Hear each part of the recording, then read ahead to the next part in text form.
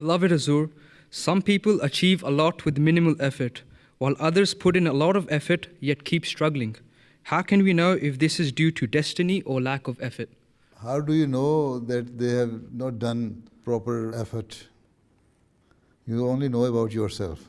Sometimes people say, oh, I spent some 2 hours in learning this subject and I was able to memorize everything.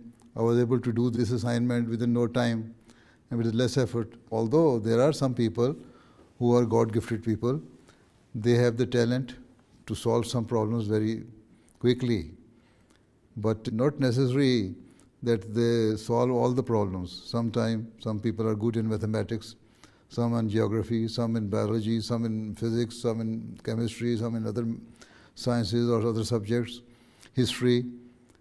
So some can easily remember the figures, and some are very much poor in remembering the figures, but they can easily remember the historical details of everything.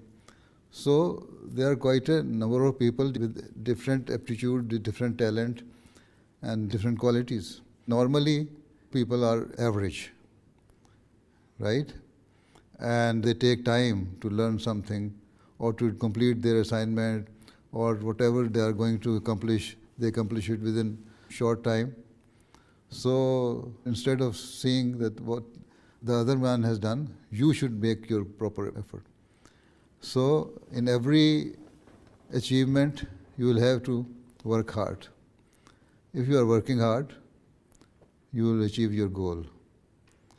And Allah Ta'ala will also help you. And at the same time, being a Muslim, being a staunch and strong Muslim, being an Ahmadi, you should, alongside your hard work, also pray to Allah Ta'ala, that Allah Ta'ala help you to complete this assignment, this goal, and make it easy for you.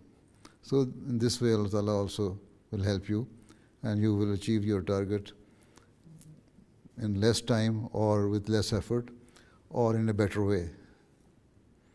Right?